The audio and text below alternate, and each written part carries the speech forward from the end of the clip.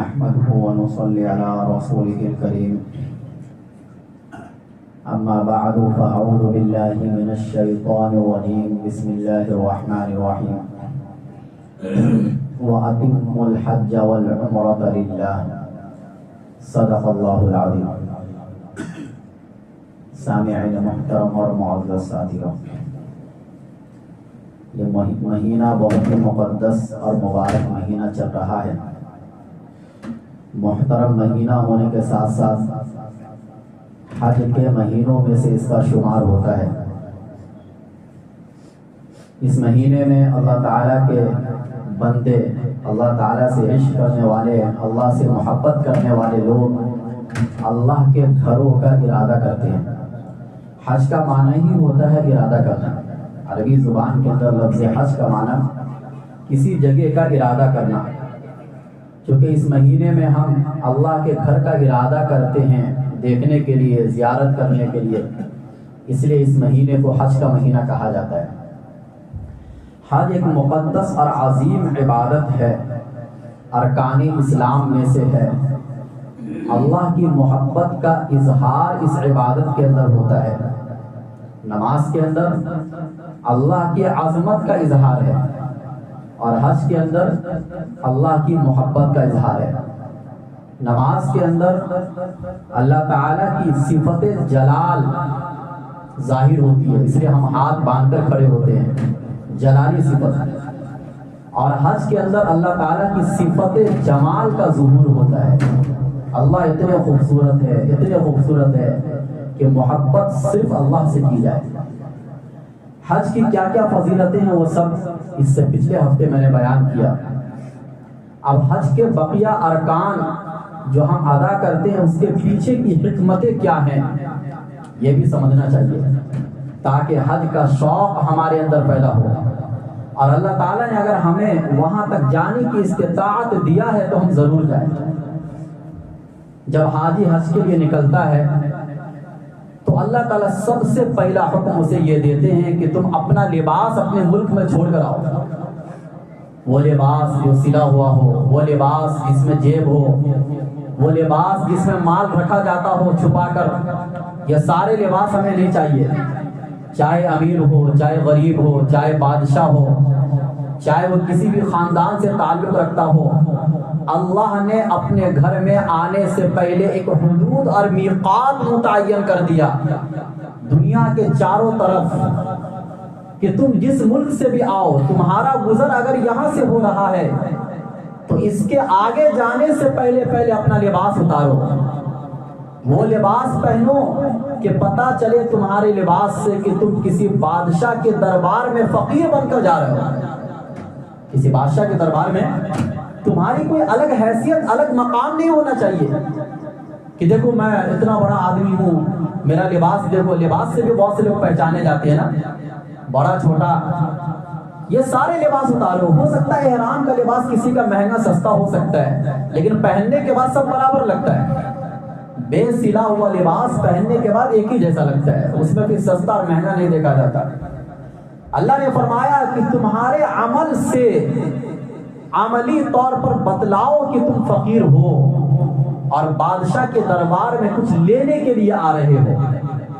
یہ کیفیت تمہاری ہونی چاہیے. اور جو کلمات ادا کرنے کے لیے اللہ تعالیٰ نے حاجیوں کو دیے کہ جب وہ میقات پر آ جاؤ، جب تم نیت کر لو کہ میں اللہ کے گھر کا ارادہ کرنے کے لیے جا رہا ہوں، تو تمہاری زبان پر جو الفاظ ہونی چاہیے وہ الفاظ لبیک اللہم لبیک کی صدا. یہ حقیقت میں ابراہیم علیہ السلام کے اس اعلان کا جواب ہے جو اعلان کعبۃ اللہ کی تعمیر کے بعد انہوں نے پہاڑی پر کھڑے ہو کر اعلان فرمایا تھا. اس کا جواب ہم دیتے ہیں کہ اللہ آپ کی طرف سے اعلان ہوا ہے، میں اس کے لیے حاضر ہوں.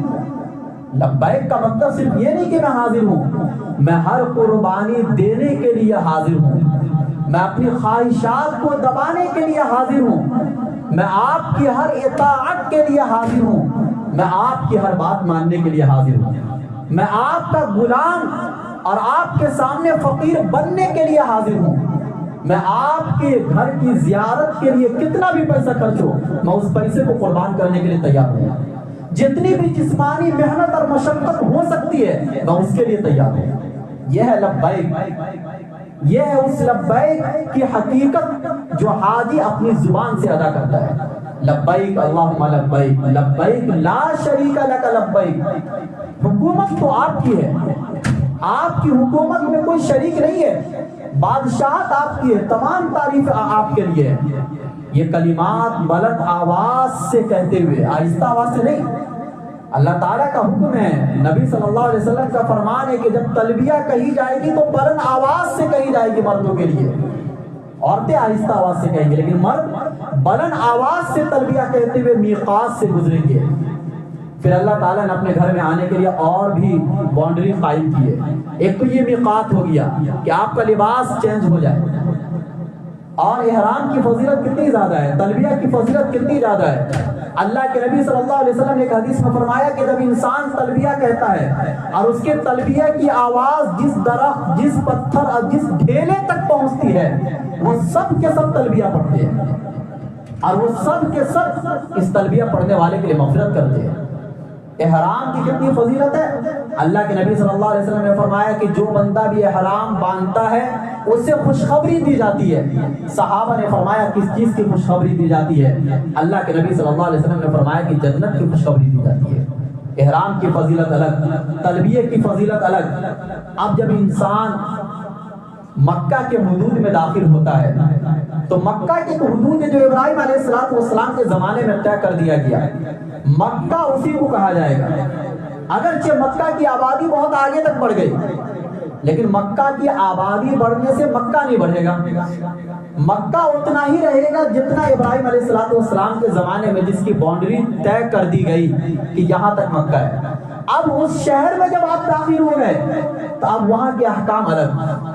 اب وہاں کے درختوں کو نہیں کاٹ سکتے, وہاں کے پرندوں کو نہیں مار سکتے, اس شہر میں چلے جانے کے بعد آپ جو کو نہیں مار سکتے, اپنے جسم کے بال کو نہیں اکھاڑ سکتے, وہاں آپ کسی شکار کو شکار نہیں کر سکتے, وہاں کسی کی طرف غلط اشارہ نہیں کر سکتے.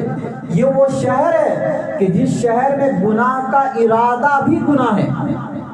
دنیا کے کسی بھی شہر میں آپ گناہ کا ارادہ کرو, گناہ نہیں لکھا جائے گا آپ کے نامہ اعمال میں, لیکن مکہ المکرمہ میں کسی گناہ کا ارادہ کرنے پر بھی گناہ لکھا جاتا ہے. یہ بات قرآن میں ہے, وَمَن يُرِدْ فِيهِ بِإِلْحَادٍ بِظُلْمٍ نُذِقْهُ مِنْ عَذَابٍ أَلِيمٍ. اس شہر میں جو کسی گناہ کا ارادہ بھی کرے گا میں اسے دردناک عذاب دوں گا. اور یہی وجہ ہے کہ اکابرین صحابہ مکہ میں نہیں رہتے تھے, آتے تھے, حج کرتے تھے, عمرہ کرتے تھے, 2-3 دن رہتے تھے, اس کے بعد مکہ سے چلے جاتے تھے. اس وجہ سے نہیں کہ مکہ سے محبت نہیں تھی, مکہ سے تو سب سے زیادہ محبت تھی, لیکن اس وجہ سے کہ اس شہر میں گناہ کا ارادہ بھی گناہ ہے, اس لیے زیادہ تر صحابہ مکہ چھوڑ کر دوسرے علاقے میں آباد ہو گئے تھے. حضرت عبداللہ بن عباس طائف میں آباد ہو گئے تھے, حضرت عبداللہ بن مسعود کوفہ میں آباد ہو گئے تھے, اور بھی دیگر صحابہ مدینے میں رہتے تھے, لیکن مکے میں صرف حج عمرے کرنے کے لیے آتے تھے. خود اللہ کے نبی صلی اللہ علیہ وسلم جب مکے میں آتے تھے عمرہ کیے نکل گئے, طواف کر لیے چلے گئے. اسی طریقے سے آخری حج کرنے کے لیے آئے, 7-8 دن رہے, اس کے بعد چلے گئے. اور امام اعظم ابو حنیفہ رحمۃ اللہ علیہ کا تو یہ مسلک ہے کہ مکہ میں 3 دن سے زیادہ نہ رہو, کہ کہیں مکہ کی عظمت دلوں سے نہ نکل جائے, اور کہیں وہاں کسی گناہ کا ارادہ نہ ہو جائے جس کی بنیاد پر بہت دردناک عذاب سے اس انسان کو دوچار ہونا پڑتا. تو مکہ ایسی اسی جگہ نہیں, مکہ اللہ کا گھر ہے. اللہ نے اس شہر کی قسم کھائی ہے قرآن کریم کے اندر, وَهَذَا الْبَلَدِ الْأَمِينَ, قسم اس امانت والے شہر کی. تو اب جب مکہ میں انسان داخل ہو گیا, وہ انسان کو پتہ چل جاتا ہے کہ اب مکہ میں آ گیا, تو وہاں کے احکام الگ ہیں. اب مکہ کے بعد, مکہ میں داخل ہونے کے بعد مسجد حرام کے حدود میں جب انسان آ گیا, کعبہ اور اس کے ارد گرد کی جو مسجد ہے جس کو مسجد حرام کہا جاتا ہے, دیکھو مکہ میں اور بھی مسجدیں ہیں, ان مسجدوں میں نماز پڑھنے پر 1 لاکھ نماز پڑھنے کا ثواب آپ کو نہیں ملے گا. ہاں ایک عظیم جگہ ہے, ثواب میں کچھ بڑھوتری ہو جائے گی, لیکن 1 لاکھ نماز پڑھنے کا ثواب نہیں ملے گا. لیکن اگر آپ براہ راست کعبے کو اپنا قبلہ بنا کر نماز پڑھ رہے ہیں, چاہے وہ سب کتنی بھی آگے چلی جائے, اب یہاں پر ایک نماز پڑھنے کا 1 لاکھ نماز پڑھنے کے برابر آپ کو ثواب ملے گا. یہاں پر ایک گناہ کرنے پر بھی 1,00,000 گناہ کرنے کے برابر آپ کو سزا دی جائے گی، دونوں چیزیں برابر ہیں۔ تو اب یہ جگہ اور خاص ہو گئی، کیونکہ اب ایک دم سے اب دربار میں آ گیا اللہ تعالیٰ کا جو دربار ہے، اس دربار میں آپ مکمل داخل ہو چکے، اب یہاں کے احکام الگ ہیں۔ اب دیکھو مکہ جو کعبہ ہے، کعبہ کی ایک الگ فضیلت ہے، اس کو میں آگے بیان کروں گا، لیکن کعبہ کا جو ہم طواف کرتے ہیں اور کعبہ کی طرف جو گھوم کر ہم نماز پڑھتے ہیں، یہ حقیقت میں اس دیوار کی عبادت نہیں، اور یہ حقیقت میں اس عمارت کے گرد طواف جو کرتے ہیں یہ اس عمارت کی وجہ سے نہیں۔ ظاہر سی بات ہے کوئی بھی عمارت عمارتی ہوتی ہے اور اس میں اینٹ پتھر ہے، اصل اس جگہ کی فضیلت اور خصوصیت ہے کہ اللہ تعالیٰ کی جو تجلی براہ راست اس جگہ پر اترتی ہے، اس کی علامت اور نشانی کے طور پر وہ دیوار بنائی گئی، ورنہ حقیقت میں رب کی تجلی وہاں پر ڈائریکٹ اترتی ہے، اور وہی تجلی پوری دنیا کو سنبھالے ہوئے ہے۔ اس لیے کہا جاتا ہے کہ جب اللہ تعالیٰ کو زمین بنانے کا ارادہ ہوا تو سب سے پہلے کعبہ کی جگہ بنی اور وہاں سے سارے زمینوں کو بنایا گیا۔ تو یہ پوری دنیا جو قائم ہے یہ رب کی اس تجلی کی وجہ سے قائم ہے جو کعبے پر براہ راست اترتی ہے، اور اسی تجلی کی وجہ سے چونکہ ہم وہاں پر سجدہ رب کی تجلی کو براہ راست کرتے ہیں، اس لیے وہاں کا ثواب سب سے زیادہ ہے، اور جو ہم طواف کرتے ہیں حقیقت میں اسی تجلی کا طواف کرتے ہیں، یہ حقیقت میں ہم اللہ کے ارد گرد چکر لگا رہے ہیں، اس لیے طواف کی بھی فضیلت ہے، ورنہ کسی بھی عمارت کے چاروں طرف گھومنے کا کیا مطلب ہوتا ہے؟ اس کی لاجک سمجھ میں نہیں آتی ہے۔ سب سے بڑی لاجک یہی ہے کہ وہ چونکہ رب کا گھر ہے اور رب نے یہ کہا کہ یہاں پر میری تجلی اترتی ہے، اس لیے اس جگہ کے چاروں طرف چکر لگانے کو اللہ نے عبادت میں سے شمار کیا، اور ایسی ویسی عبادت نہیں، اتنی لذیذ اور اتنی پیاری عبادت کہ علماء نے فرمایا کہ مکہ مکرمہ جانے کے بعد سب سے بڑی عبادت طواف ہے، حتیٰ کہ اگر آپ تہجد کے پابند ہیں آپ تہجد مختصر پڑھیے، 4 رکعت پڑھیے، تلاوت قرآن آپ کر سکتے ہیں، آپ تلاوت قرآن مختصر کیجئے، لیکن زیادہ سے زیادہ وقت آپ کا طواف میں لگنا چاہیے۔ مکہ جانے کے بعد مسجد حرام میں جانے کے بعد آپ کا سارا وقت طواف میں لگے، چونکہ یہ وہ عبادت ہے جو دنیا میں صرف ایک جگہ کی جاتی ہے، اس کے علاوہ ساری عبادتیں آپ اپنے ملکوں میں جا کے کر سکتے ہیں، لیکن طواف کی عبادت صرف اسی جگہ پر آ کر آپ کر سکتے ہیں۔ اچھا جب یہ جو حاجی جب آتے ہیں تو ایک دعویٰ ہے نا حاجی کا، اے اللہ میں آپ سے پیار کرتا ہوں، اے اللہ میں آپ سے محبت کرتا ہوں، اے اللہ میں آپ کے عشق میں آپ کے گھر کی طرف آ رہا ہوں۔ اللہ فرماتے ہیں کہ آپ کے اس دعوے کو چیک کیا جائے گا، یہ جو دعویٰ ہے اس دعوے کو چیک کیا جائے گا کہ یہ دعوے میں کتنی سچائی ہے۔ چنانچہ جیسے ہی مکہ المکرمہ حج یا عمرہ کرنے والے حضرات پہنچتے ہیں، حاجی پہنچتے ہیں، ان کو سب سے پہلا حکم ہے طواف کرنے کا۔ آپ طواف کرو گے، طواف کرتے کرتے بار بار انسان حجر اسود کے پاس آتا ہے اور حجر اسود کا استلام کرتا ہے یا اس کو چومتا ہے۔ یہ حجر اسود ایک کیمرہ ہے جس کے ذریعے سے ہمارے دلوں کا اسکین کیا جاتا ہے، ہمارے دلوں کو چیک کیا جاتا ہے، اور یہ حجر اسود کل قیامت کے دن گواہی دے گا ہر اس انسان کے بارے میں کہ جس انسان نے اس حجر اسود کا استلام کیا۔ حدیث میں آتا ہے اللہ کے نبی صلی اللہ علیہ وسلم نے فرمایا کہ نزل الحجر الاسود من الجنہ، کہ حجر اسود کوئی عام پتھروں میں سے نہیں، یہ جنت سے اترنے والا پتھر ہے۔ رہا مسئلہ وہ کالا کیوں ہوا، اللہ کے نبی صلی اللہ علیہ وسلم نے فرمایا فَسَوَّدَتْهُ خَطَايَا بنی آدم، بنی آدم کے گناہوں نے اس کو کالا کر دیا۔ ایک دوسری حدیث میں اللہ کے نبی صلی اللہ علیہ وسلم نے فرمایا کہ ان رکن والمقام، یعنی رکن سے مراد مقام ابراہیم اور حجر اسود، یہ دونوں پتھر جنت کے یاقوت میں سے ہے، اور اللہ نے اس کی روشنی کو ختم کر دیا۔ اگر اس کی روشنی کو اللہ ختم نہ کرتا تو مشرق اور مغرب میں صرف حجر اسود سے روشنی ہوتی، سورج کی ضرورت نہیں پڑتی، کیونکہ جنت کے پتھروں میں یہ علامت ہے، اس میں یہ خاصیت ہے کہ اس کی روشنی پوری دنیا کو روشن کر دے گی۔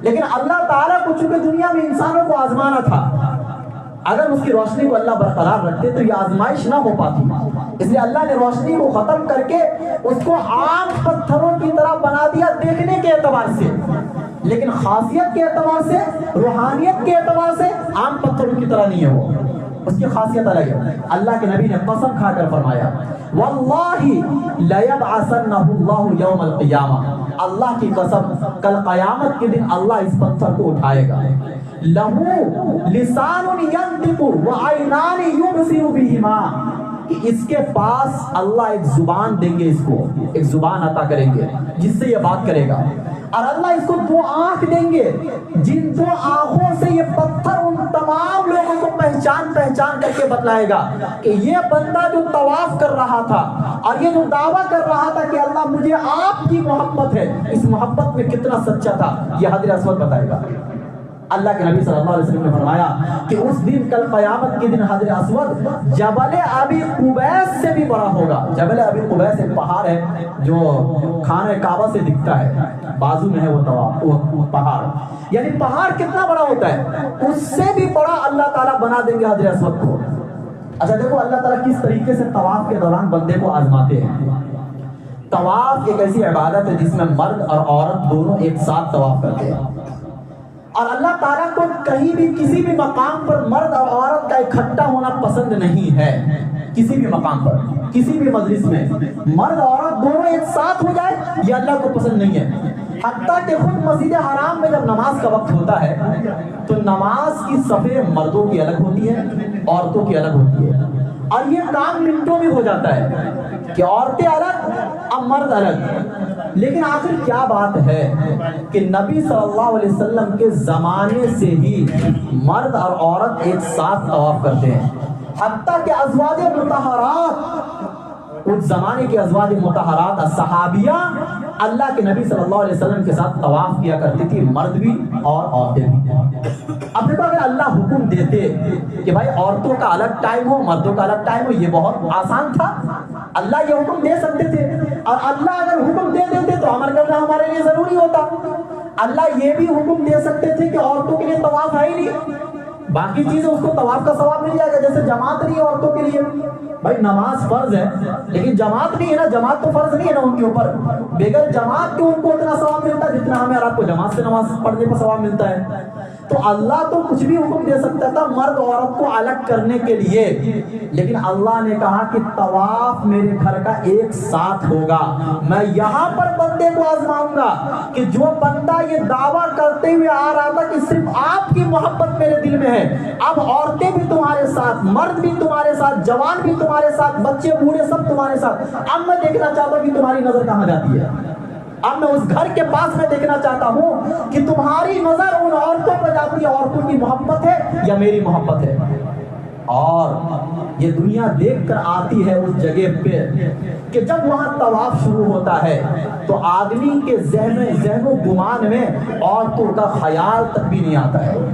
جب وہ طواف شروع ہوتا ہے عورتیں ٹچ ہو رہی ہے لیکن آدمی اپنے آپ کو بچانے کی کوشش کرتا ہے، عورتیں اپنے آپ کو بچانے کی کوشش کرتی ہے، ہر ایک دوسرے سے دور ہٹنے کی کوشش کرتے ہیں، اور اس کوشش میں رہتے ہیں کہ ہمارا جسم کسی کے جسم سے ٹچ نہ ہو۔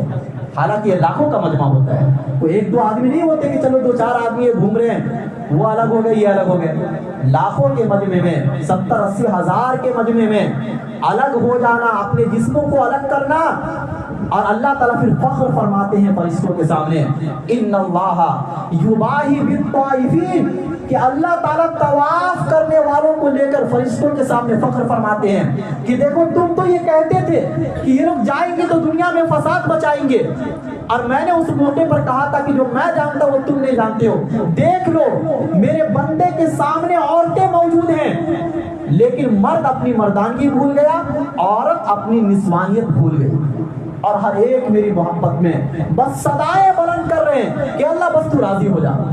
اور کعبے کے پاس پہنچنے کے بعد لوگوں نے یہ منظر دیکھا، جو وہاں جاتے ہیں وہ یہ منظر دیکھ کر آتے ہیں کہ خانہ کعبے کے طواف کے وقت ہر انسان کی آنکھوں میں آنسو ہوتا ہے، اللہ کی محبت کا آنسو۔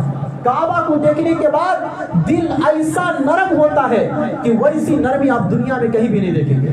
इसलिए उलमा ये फरमाते हैं कि सबसे ज्यादा लजीज इबादत, सबसे ज्यादा मजेदार इबादत ये तवाफ की इबादत है। जिसको तवाफ करने में मजा मिल गया वो तो बार बार उस दर पर जाएगा, वो बार बार वहां की हाजिरी लगाएगा।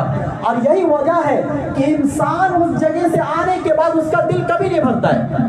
हालांकि मशक्कतें बहुत हैं, मेहनतें बहुत हैं, पैसे बहुत खर्च होते हैं, लेकिन उसके बावजूद भी दिल नहीं भरता है। दिल क्यों नहीं भरता है? देखो दुनिया के किसी भी मकाम पर आप चले जाओ, कितनी भी खूबसूरत जगह हो, वहां पर से आने के बाद दोबारा कोई अगर आपको उस जगह पर लेके जाना चाहेगा तो आप ये बोलेगा भाई कुछ दूसरी जगह चलते हैं, इस जगह पर मैं जा चुका हूँ, घूम चुका हूँ, अब ये जगह पर जाने का दिल नहीं करता। एक से दो मतलब आदमी जाएगा, उससे ज्यादा नहीं जाएगा। लेकिन खाने काबा के तवाफ में इतनी लज्जत है कि इंसान को अगर ऑफर मिले बार बार जाने का तो बार बार जाएगा। वो कभी नहीं मना करेगा कि ठीक है यार अभी अभी मैं 1 महीना पहले आया था, अब जाने का दिल नहीं करता है। ये इंसान कभी नहीं बोलेगा। सारे काम को छोड़कर, घरों की मोहब्बत को छोड़कर, बीवी बाल बच्चों की मोहब्बत को छोड़कर इंसान अल्लाह की मोहब्बत में दौड़ पड़ता है। चूंकि अल्लाह ताला ने कुरान करीम में फरमाया मुअद्दिन फिन नास बिल हज्ज यातूका रिजालन व अला कुल्ली ज़ामिरी यातीना मिन कुल्ली फज्जिन अमीक, कि ए इब्राहिम तुम सिर्फ ऐलान करो और इस ऐलान के बाद देखना लोग दूर दराज के इलाकों से सवारी पर सवार होकर तेरे पास आएंगे, और सवारी इतनी मेहनत से चल चुकी होगी कि वो सवारी जो मोटी ताजी होगी वो दुबली हो चुकी होगी। ये बात अल्लाह ने कुरान में उस जमाने के एतबार से फरमाया कि उस जमाने में लोग उसी सवारी से सफर करते थे। अब तो आप और आसान हो गया, इसलिए आप आज के जमाने का मजमा देखो कितना ज्यादा होता है। ऐसा नहीं कि मजमा सिर्फ आज ज्यादा है। अल्लाह के नबी सल्लल्लाहु अलैहि वसल्लम जिस जमाने में हज फरमाए उस जमाने में 1,24,000 का मजमा था, और ये उस जमाने के एतबार से सबसे बड़ा मजमा था। 1,24,000 का मजमा नबी के जमाने में इकट्ठा हो जाना ये कोई आम मामूली मजमा नहीं था, ये बहुत बड़ा मजमा था। तो खाने काबा का तवाफ, अच्छा वो घर का कलर कैसा है? काला कलर है। अगर आप अपने घर में काला कलर मार दो तो कोई आपके घर में दोबारा आएगा नहीं। किसी के भी घर का काला कलर नहीं होता आमतौर से, ठीक है, डिजाइनिंग के एतबार से कहीं कहीं आदमी काला कलर मार देता है। पूरा घर काला बना दो, अंदर से भी बाहर से भी, उस घर की कशिश खत्म हो जाएगी, उस घर की कशिश खत्म हो जाएगी। लेकिन आखिर क्या बात है कि खाने काबा की कशिश खत्म नहीं होती है। आदमी जब वहां बैठता है नमाज के इंतजार में, सब बंदी करता है, तो वह काबा को देखते रहता है और उसका मन नहीं भरता है। मक्कातुल मुकर्रमा में कितनी भी शानदार इमारतें तुम बना दो, बागीचे बना दो, आदमी वहां नहीं जाएगा।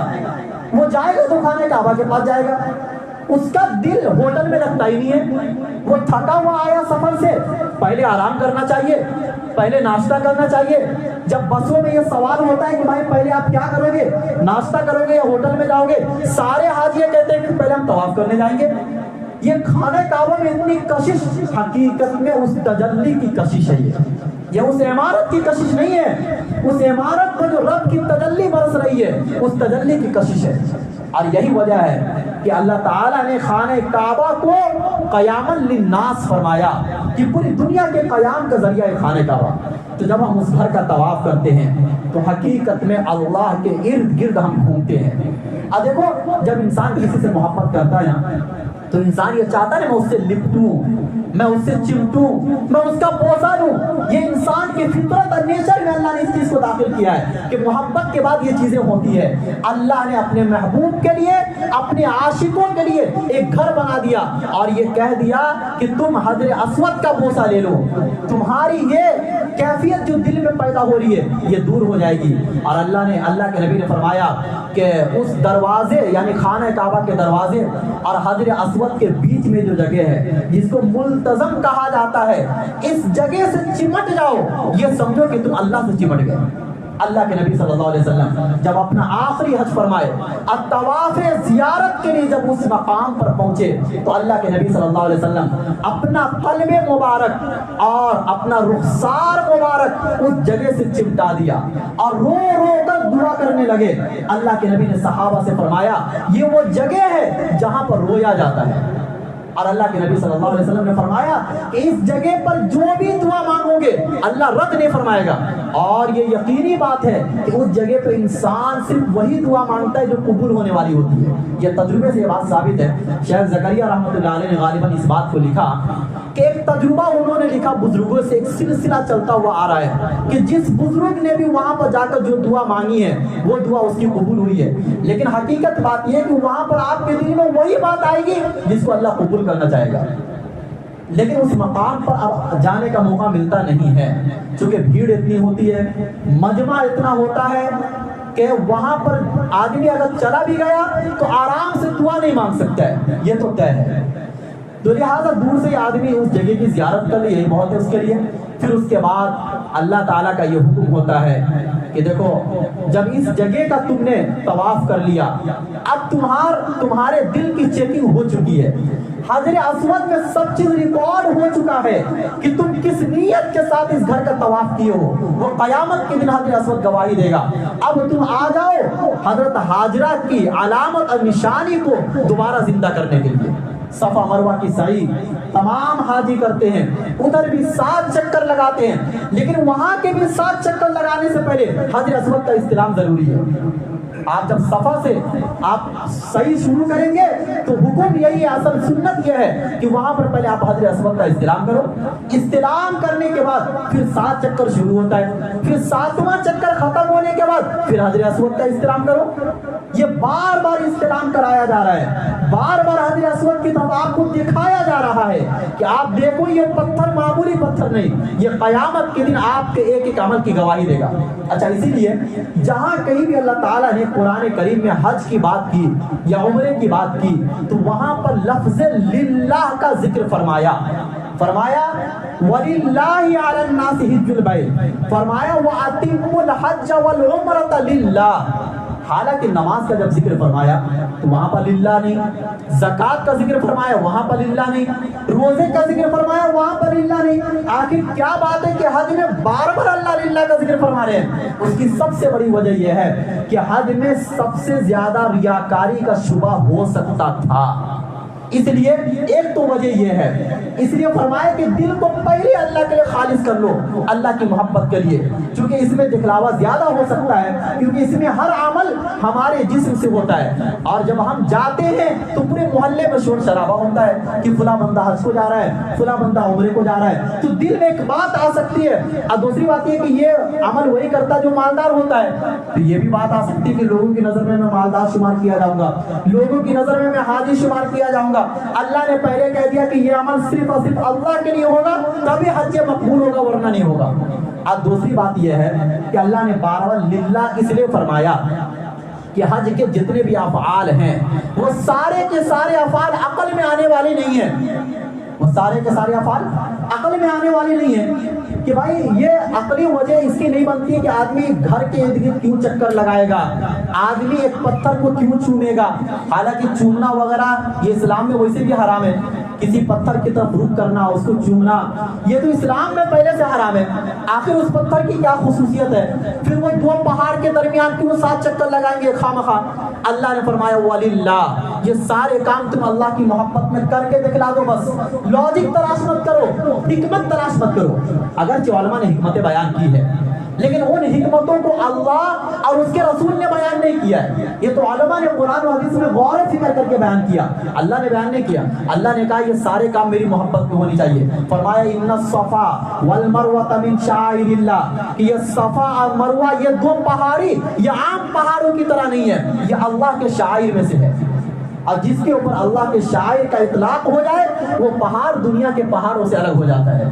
فرمایا ان پہاڑوں پر چلنا اور ان پہاڑوں کے اوپر ایک قدم رکھنا یہ ثواب کا درجہ رکھتا ہے, عبادت کا درجہ رکھتا ہے. دیگر اور پہاڑوں کے مقابلے میں کتنا بھی اوپر جاؤ کتنا بھی نیچے آؤ کوئی فرق نہیں پڑتا ہے, کوئی ثواب نہیں ملے گا. لیکن صفا اور مروہ یہ اللہ کے شاعر میں سے ہے. اللہ کی وہ بندی حضرت حاجرہ جو اللہ کے محبت میں دوڑی تھی, اللہ پر توکل کرتے ہوئے اور بھروسہ کرتے ہوئے 7 چکر لگائی تھی. تم بھی اسی اعتماد, اسی یقین اور اللہ پر اسی بھروسے کے ساتھ 7 چکر لگاؤ, اللہ تعالیٰ بھی تمہاری ویسے ہی مدد کرے گا جیسے حضرت حاجرہ کی اللہ نے بغیر اسباب کے مدد فرمائی تھی.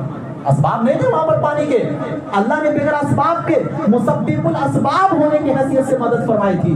جب انسان یہ 7 چکر لگاتا ہے تو وہ اللہ کے نزدیک اسی طرح مقبول ہو جاتا ہے کہ اللہ پھر اس کی مدد کرنے کے لیے ہر موقع پر تیار ہو جاتے ہیں۔ اللہ تعالی ہم سب کو اس عظیم سعادت سے سرفراز فرمائے، اور اللہ نے اگر ہمیں مال و دولت دیا ہے تو اس مال و دولت کی محبت کو اللہ ہمارے دلوں سے نکالے، اور اس پیسے کو ہم اللہ کے گھر کی زیارت کے لیے لگانے والے بن جائے۔ اللہ تعالی ہم سب کو حج عمرے کی توفیق نصیب فرمائے۔ وآخر دعوانا ان الحمدللہ رب العالمین۔